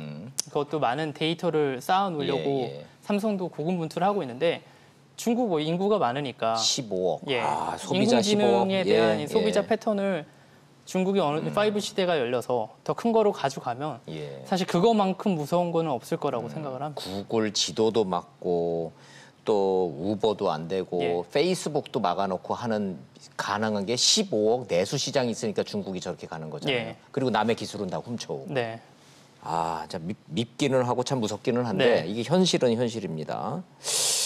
옛날에 10년 전만, 옛날도 아니고 10년 전만 해도 중국산 우리가 막 비웃을 때 마데인 치나라고 막 그랬는데. 네. 그죠? 마데인 치나 그러면 형편없고 값이나 싸고 뭐 이제 이런 거였는데 더 이상 그런 화웨이는 그런 존재가 아닌 것 같습니다. 네. 자, 우리가 저 눈에 보이는 이런 스마트폰과 이게 눈에 보이는 AR, VR 이런 얘기만 하는데 예, 정윤영 기자, 이거 말고 눈에 보이지 않는 좀 새로운 신기술 없나요? 예를 들자면 블록체인 같은 것도 MWC 영역 아니었나요? 네, 뭐 블록체인도 이제 5G 기술을 활용하면 이제 좀 더 블록체인도 그 5G 기술이다. 아하. 그리고 제가 조금 인상 깊었던 거는 사실 그 스마트폰 업체들이 그 인증 뭐 보안 방식을 조금 더 강화하는 모습을 보였습니다. 그러니까 예를 들면은 지금은 비밀번호를 치거나 아니면 패턴 인식으로 이제 스마트폰을 잠금을 푸는데 이번에 LG전자는 정맥 인식이라 그래서 이 손에 있는 정맥을 인식하면 이게 잠금이 풀리고 이제 지문도 아니라 정맥이에요. 네네. 또 참. 삼성전자 같은 경우에는 기존에는 그 지문에 있는 그 모양으로만 인식을 해서 잠금을 풀었다면 이제는 그 지문에 있는 굴곡까지도 인식을 해서 조금 더 잠금을 더 보안성을 더 강화했다. 네. 그런 모습이 좀 인상 깊었습니다. 이제는 뭐 비밀번호나 이제 이 비밀 패턴만 가지고는 이게 보안이 잘 안 된다고 보는군요, 이게. 그게 왜 이렇게 하냐고 이제 관계자들한테 물어보니까 아무래도 5G가 되면은 저희 뭐 인터넷 온라인 모바일로 송금하는 것도 나의 모든 게 담겨 있으니까 더 빨라지고 하니까 보안이 더 중요하게 됐고 블록체인이 떠오르는 이유도 뭐 그 중에 하나입니다. 그렇죠. 이번에 또 특이했던 게 뭐 비자 카드하고 마스터 카드가 항상 MWC 오긴 하는데 카드사들의 그 전시관이 더 커졌더라고요, 예전보다. 이유는요? 이유는 5G 시대가 되니까 이제 결제망이나 이런 것들이 그냥 카드 긁고 그냥 저희가 가는 게 아니라 사용자 이 데이터 습관들을 다 담는 겁니다. 물론 간편 결제나 이런 결제도 빨라졌지만 블록체인 기술을 통해서 뭐 예를 들어서 뭐 김 교수님께서 뭐 자주 가시는 뭐 맥주집에서 결제하셨으면은 비슷한 맥주집을 찾아주고요, 근처에 가면은 이런 것들을 카드사에서 주도적으로 금융시장에도 뭔가 사용자 데이터 습관들을 주려고 하다 보니까 아무래도 블록체인을 갖고 한 카드사들이 많았습니다. 기본적으로 젊은 세대로 갈수록 신용카드 안 들고 다닌다며요. 다 모바일로 해서 다 그 안에서 다 한다며요. 5G가 되면 그게 더 그 김연학 교수님이나 저 정도 돼야 신용카드 쓰는 거지 젊은 친구들 이제 안 쓰면은 5G 시대로 가면은 이제 신용카드 완전히 플라스틱 신용카드를 안 쓰는 거죠. 신용카드가 이제 모바일로 그거 자체가 없어지는 게 아니고 플라스틱 들고 다닐 일이 없는 거죠, 지갑에다. 자, 이제 마지막으로 마무리를 좀 해야 되는데 중국으로 결국은 저희도 중국으로 시작해서 중국으로 끝나게 되네요. 그럼 이 중국의 이 공세와 이 한국이 이 틈바구니에 살아남으려면 우리는 뭐부터 해야 됩니까? 김연학 교수님. 참 어려운 문제입니다. 저도 이번에 MWC 보면서 정말 중국판이 됐는데 뭐 우리나라 업체들도 선전하고 있다고 생각합니다. 그 사실 인프라는 3G 때도 그렇고 4G 때도 그렇고 5G도 한국 회사들 가장 먼저 깝니다. 그렇게 우리가 어드밴티지가 있는 거죠. 중국은 내년 정도 돼야 본격적으로 깔릴 것으로 보입니다. 그럼 인프라를 먼저 깔았으면 그에 뭐가 올라가야 되겠습니까? 서비스가 개발이 되고 디바이스를 빨리 만들어야 되겠죠. 그렇죠. 그러려면은 근데 지금 우리나라가 문제가 뭐냐면 규제입니다. 규제 이야기 납니다. 아까 중국은 15억 데이터베이스를 모으고 있는데 우리는 5천만도 못 모읍니다. 이런저런 개인정보 규제 때문에. 그리고 지금 그 법 한번 바꾸려 했는데 국회가 지금 그거 석 달째 대통령이 놀고 관심 있어요. 쓰고 있으니까 빨리 그 바꿔야 되고요. 지금 공유경제. 결국 5G로 인해서 활성화되는 서비스들 다 공유경제 관련된 서비스입니다. 택시 업계의 분쟁 빨리 좀 해결했으면 좋겠고요. 그 외에도 뭐 의료, 지금 원격 의료, 지금 우리나라 체제로는 안 됩니다. 안 돼요. 여러 가지 의료법 바꾸기 전에 의료 장비도 제대로 만들 수가 없고 한 발짝도 못 갑니다.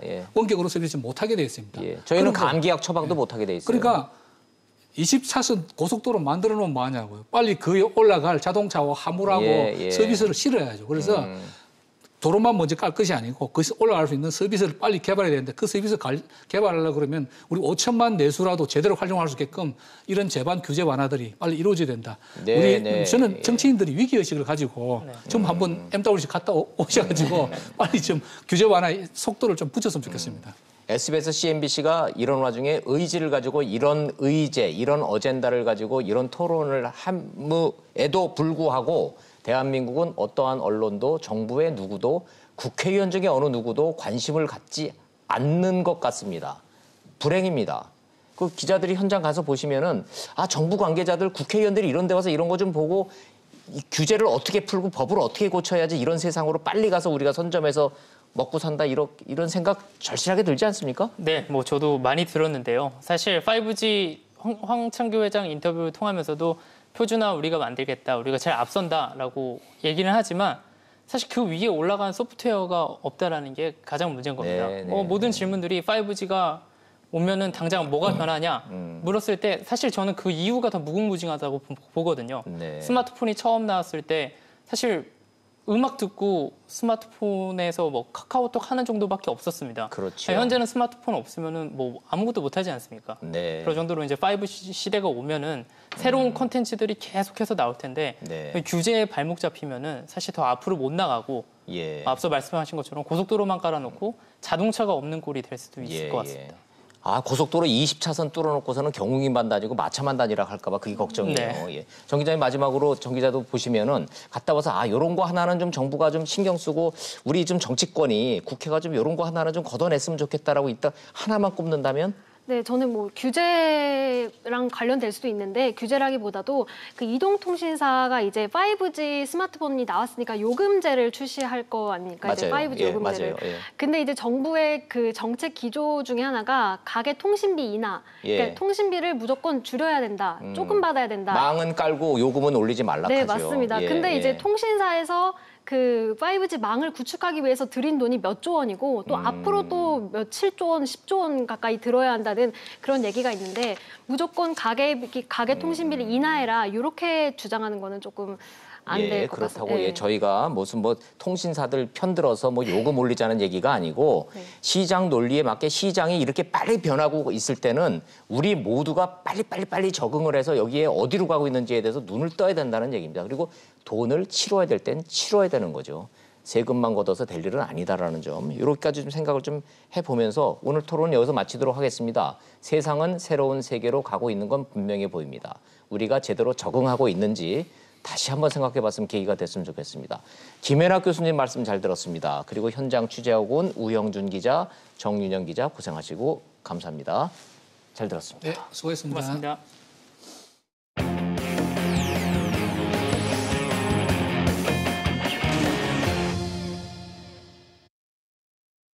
이 와중에 하나 좀 답답한 얘기가 있습니다. 사립유치원 개학 연기 투쟁이 어떻게 진행되고 있는지 뭐 항복하고 있다는 얘기도 들리고 있고 실제로 아이들이 갈 데가 없어서 발을 동동 굴리고 있는 학부모도 있다고 합니다. 사상 초유의 유치원 휴업 사태 영상 보시고 이슈 따라잡기로 돌아오겠습니다. 한국유치원 총연합회 한유총이 밝힌 오늘 개학을 연기하는 유치원은 전국에 1,533곳입니다. 한유총의 주장대로라면 전체 사립유치원의 3분의 1 이상이 오늘 문을 열지 않는 겁니다. 한유총은 정부가 대화와 협상 없이 압박 수위만 높인 게 사태의 원인이라며 폐원 투쟁도 불사하겠다고 목소리를 높였습니다. 작금의 사태에 대한 모든 책임은 대화를 거부한 교육부에 있음을 다시 한번 명백히 밝힙니다. 계속 비열하게 불법적으로 우리를 탄압하면 우리는 준법 투쟁을 넘어 폐원 투쟁으로 나아갈 것을 검토하겠습니다. 교육부는 최대 600여 곳이 개학을 연기한 걸로 보인다며 한유총 주장이 사실과 다르다고 맞받았습니다. 특히 협상은 없다며 소극적으로 참여한 유치원까지 모두 강력 제재하겠다고 밝혔습니다. 서울 등 수도권 교육감들은 내일까지 개학하지 않으면 고발하겠다고 말했습니다. 만일 한유총이 3월 4일까지도 불법 휴업을 강행하고 폐원도 불사하겠다는 위협을 지속한다면 민법 제38조에 의거해 한유총의 설립 허가 취소를 진행하겠습니다. 어젯밤 한유총 광주지회는 무기한 입학 연기를 전격 철회하겠다는 입장을 밝혔습니다. 정부는 오늘 오전부터 전국의 모든 사립유치원에 인력을 보내 개학 여부를 확인하는 한편 개학 연기로 등원하지 못한 아이들에 대해선 돌봄 기관으로 안내하기로 했습니다. 세상 돌아가는 소식 이슈 따라잡기 순서 돌아왔습니다. 이수희 변호사님 나오셨습니다. 어서 오세요. 네, 안녕하세요. 뭐 다 각설하고 개학 연기, 그러니까 애들을 받지 않고 문을 안 여는 거에 동참한 유치원 수가 도대체 얼마가 되느냐가 달라도 너무 달라요. 그러니까 지금 교육부, 뭐 각 시도청의 교육감에서 그 교육청에서 추산한 거 하고, 그다음에 한유총에서 주장하는 그 숫자하고 차이가 상당히 많이 나는 나죠. 거죠. 일단 한유총 주장만 보면은 뭐 한 1,500곳 그런데 그 정도까지는 아닌 것 아닌 것 같은데, 같고. 근데 거기에 이제 한유총에서의 근거는 우리한테 이제 그 개원을 연기한다라는 문자 발송을 학부모들에게 예. 문자 발송한 것을 인증 사진으로 우리에게 보내줬다. 예, 예. 그래서 그걸 기준으로 했을 때 그렇게 뭐 1000여 곳이 넘을 수 그렇다는 있다라는 얘기고. 거고, 또 교육청에서는 뭐 본인들이 이제 그 받은 거. 네. 네, 조사에서 받은 거는 뭐 저기 지난 토요일에는 160몇 곳으로 얘기가 나왔다가 그렇죠. 지금은 다시 또 300몇 곳으로 또 좀 늘었고. 예, 늘었어요. 이거는 뭐 실제 오늘이 지나 봐야지 정말 참여한 그 뭐 연기를 한 유치원 숫자는 나올 것 같습니다. 자, 이제 월요일 됐고 이제 개학일은 된 거고 오늘 현장 나가서 이제 전수조사를 하니까 실제로 문 닫은 곳이 몇 곳인데는 이제 오후가 되면 집계가 나오긴 하겠군요. 예, 근데 뭐 그게 이제 뒤늦게 집계가 나온다는 게 의미가 있는 건 자, 아니죠, 좋습니다. 사실. 좋습니다. 자, 그러면 어찌됐든 그 개학을 안 하고 버티는 유치원에서는 아이들이 갈 데가 없는 거 아니에요? 그래서 지금 이제 부랴부랴 정부 교육부하고 예. 그 지방교육청에서 그 돌봄 교실이라는 거, 그거를 이제 다른 국공립 유치원에서 좀 흡수를 해서 아이들을 좀 돌봐줬으면 좋겠다라는 걸 대안으로 냈는데, 부모들이 출근은 해야 되잖아요. 그러니까 이제 그 뭐 유치원을 늘 뭐 전업주부 아이들도 유치원에 갈 수 있는 그렇죠, 거지만 예. 뭐 전업주부의 경우는 좀 낫지만 이 일하는 저기 직장을 나가야 되는 부모 입장에서는 굉장히 이제 당혹스러운 거죠. 네. 그다음에 정부의 발표를 믿고 그래도 뭐 개원 연기가 그리 많지 않은가 보다라고 해서 좀 그 뭐 저기 그 월차라 그래야 되나요? 예. 뭐 그런 걸 내지 않은 학부모는 굉장히 당혹스러울 텐데, 당혹스럽죠. 문제는 이제 돌봄 교실이 있다 하더라도 그 아이는 환경이 바뀌었을 때 또 적응을 잘하는 아이도 있지만 맞아요. 애들이 무슨 낯선 죄가 애들도 있어요. 있거든요. 예, 예. 뭐 여러 가지로 학부모들은 화가 날 수밖에 없는 상황. 그렇죠. 이게 저 집에서 기르는 반려견도 이게 환경이 바뀌어서 어디 딴 데다 맡기면은 안절부절하고서는 밥을 잘 안 먹고 그러는데 그렇죠. 그 어린 아이들이 유치원 뭐 문 닫았다고 딴 데로 간다고 해결될 문제는 아닌 거예요. 자, 그런데 이제 핵심적으로 보면은 핵심 쟁점 뭐 시청자 여러분들 다 아실 테니까 그 말 많고 탈 많았던 그 국가 공인 회계 시스템 에듀파인 한유총은 받아들이겠다라고 오늘 광고도 크게 냈대요. 예, 저 메이저급 그 신문들에 저희는 이제 에듀파인은 수용을 한다. 예, 그런데 그럼 조건이 뭐예요? 그럼 에듀파인 수용하면은 문제 해결된 거 아닌가요? 그러니까 이게 이제 지난 10월에 유치원에서 이제 회계에 뭐 이상한 데를 가가지고 돈을 썼더라. 명품도 사고 또 뭐 수박 한 통으로 뭐 원아들이 그냥 몇십 명의 원아들이 다 뭐 간식을 먹었다더라. 뭐 이런 원비를 막 쌈짓돈처럼 써버렸더라. 예, 그런 이런 것이 얘기. 아주 공분을 샀죠. 공분을 샀고, 그래서 이 회계 처리를 좀 투명하게 해야 되고, 그리고 그런 원장들 책임자들을 처벌을 해야 되는데 기존 법에서는 아직 뭐 개정은 안 됐습니다만 개정되기 전에 법에서는 횡령죄로 형사처벌은 못하고 다만 행정지도만 가능했던 거거든요. 그렇죠. 형사처벌이 현재 현행법상으로는 안 돼요. 예, 횡령죄가 어렵다라고 해서. 그래서 이제 그러면 그런 사람을 처벌도 안 하느냐라고 해서 법 개정이 지금 이제 대두가 됐고, 그래서 지금 뭐 개정안이 올라 있는 상정이 돼 있는 지금 뭐 패스트 트랙이라고 해서 국회에서 계류되고 있는 것은 횡령죄로 처벌할 수 있도록 그렇게 이제 변경을 했습니다. 근데 이거는 좀 그 사이에 복잡한 얘기가 있어요. 국가 뭐 누리과정에 이 학부모를 주는 것이 지원금이냐 보조금이냐 뭐 이런 걸로 얘기가 됐지만 여하튼 처벌을 하는 게 맞지 않느냐라는 공감대는 얻은 것 같습니다. 아하, 예. 여론은 한유총은 이게 기본적으로 사유재산이라고 하는 시장 경제 논리에 위배돼서 이거는 위헌적 소지가 있다 그러니까 그런 법적 다툼은 차치하고라도 어찌 됐든 이 교비를 어떻게 투명하게 관리하느냐에 대한 이 쟁점은 국회에서 법으로 정해줘야 되는 거예요. 근데 여야 간에 이 논의가 전혀 안 되고 있는 거죠. 아니 지금 이제 그 패스트 트랙이라고 해서 올라가 있는 법 개정안은 300일 넘게 걸리잖아요. 그래봐야. 330일. 예, 330일. 예, 그 사이에 뭐 극적으로 타결을 하면 올릴 수는 있는 건데 그 지금 이제 그러니까 민주당 안이 있었고 박용진 의원 안이 뭐 그대로 된 건 아닌데 민주당 네. 안이 있었고 자유한국당 안이 있었는데 절충안으로 나온 게 바른미래당에서 제출한 절충안으로 지금 이제 그 개정안이 올라 있습니다. 좋습니다. 예, 뭐 어떻게 여야가 협의가 되고 한유총과 이 정부가 어떻게 대화를 하는지를 좀 지켜보도록 하지만 어떤 경우가 됐든 아이들은 피해 보면 안 된다라는 점, 이 원칙은 좀 지켜줬으면 좋겠다는 생각이 좀 드네요. 예, 그런데 지금 이제 너무 이렇게 강대강으로 부딪히면 중간에 새우등 터지는 거는 학부모.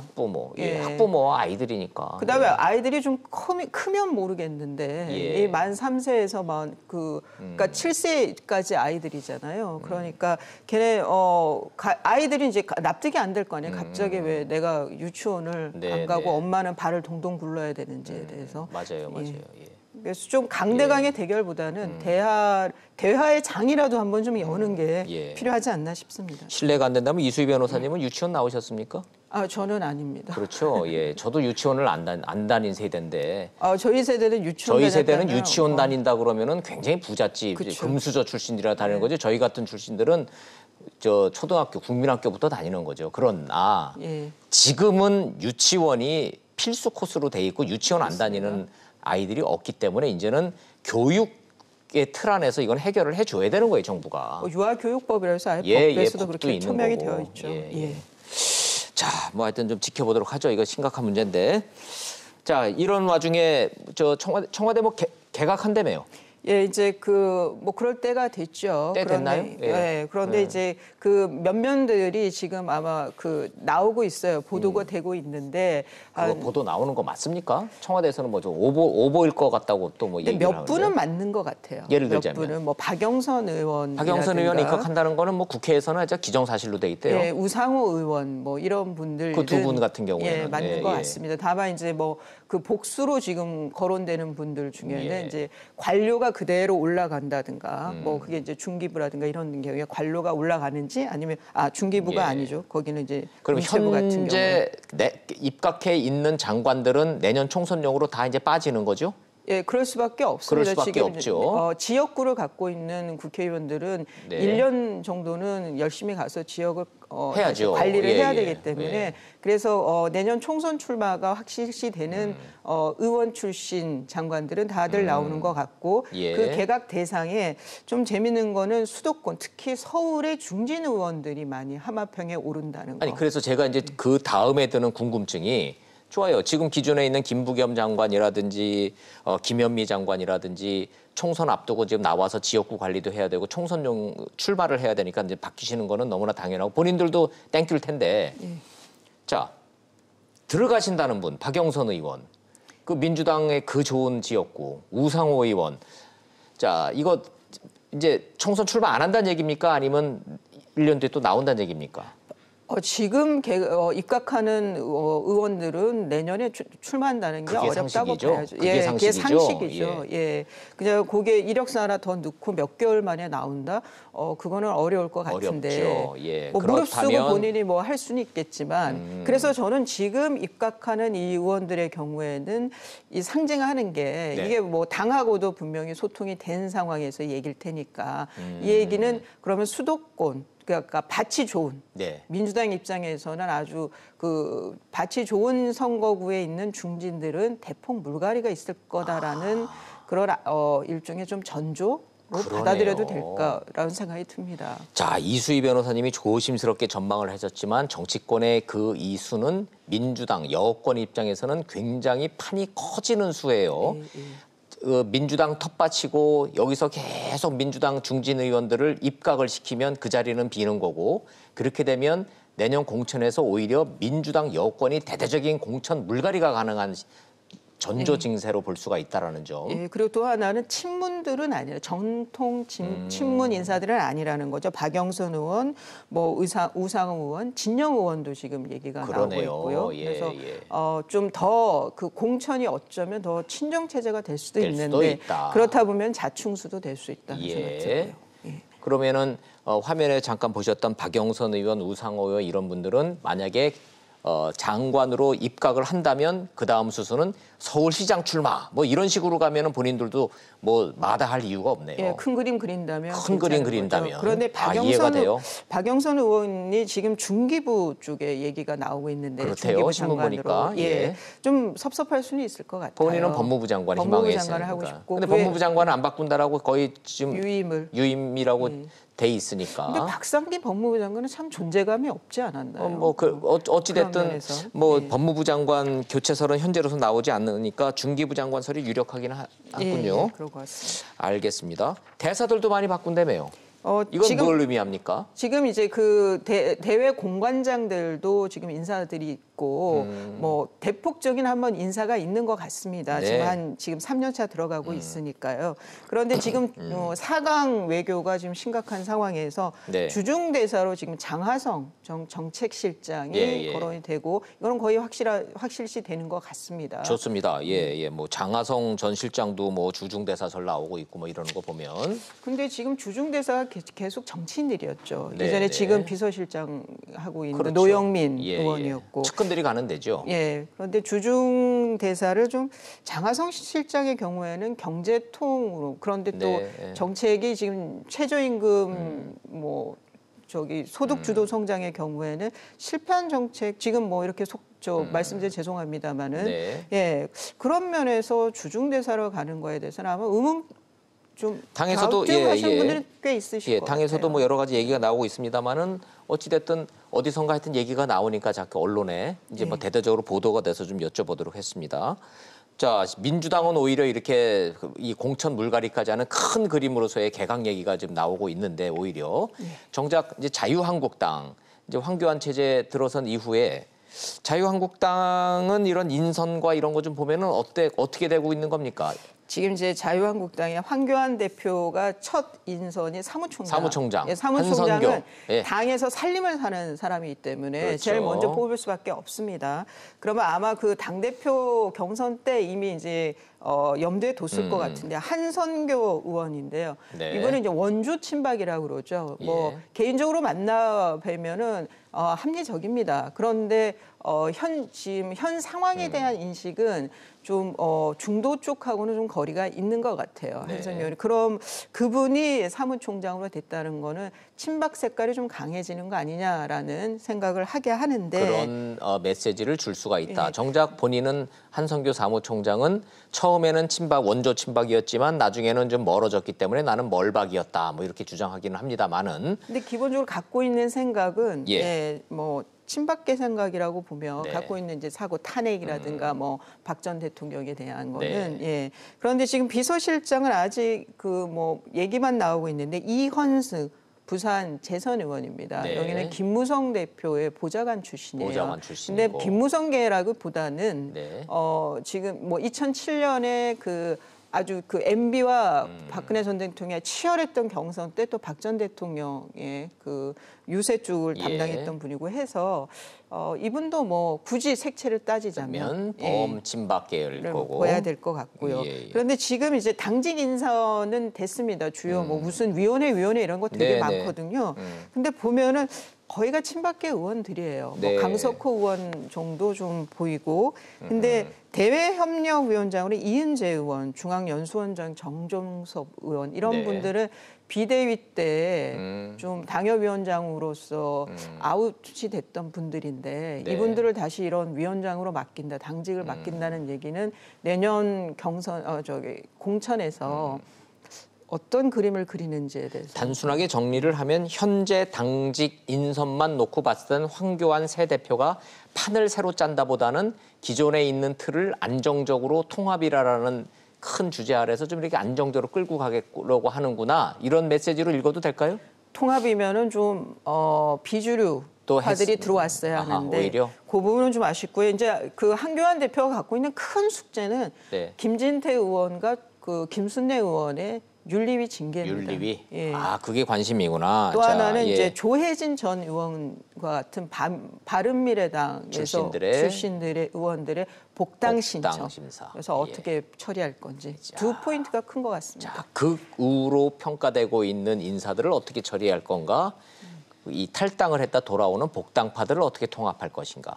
더 궁금한 거 좀 하나 있는데 오세훈 후보하고는 어떻게 될 것 같아요? 식사 자리를 마련해서 한번 만났다 그러죠. 예, 그거는 뭘 의미합니까? 뭐 한교안 대표로서는 손을 내밀어야 되는 대상인데 오세훈 그 전 시장의 경우에는 당 안에서 어떻게 해야 되는지, 그러니까 당 안에서 존재감을 보이려면 쓴소리를 해야 되는데 그렇군요. 그랬다가는 또 정통 지지자들에게는 또 안 좋은 소리 들을 게 뻔하고요. 좀 그 스탠스를 세우는 게 쉽지 않아 보입니다. 알겠습니다. 자, 민주당과 한국당 상황까지 됐고 시간이 다 돼서 오늘 여기서 정리를 하고요. 내일은 좀 이렇게 그 대통령 지지도 하고 정당 지지도들 좀 이렇게 정리를 좀 해서 그거 좀 시청자 여러분한테 정리해서 좀 설명을 좀 부탁드리겠습니다. 예, 좀 의외의 결과가 좀 있었습니다. 그러게요. 예, 이제 내일 것까지 좀 합쳐서 내일 한꺼번에 좀 같이 하시죠. 좋습니다. 고맙습니다. 이수배 사님.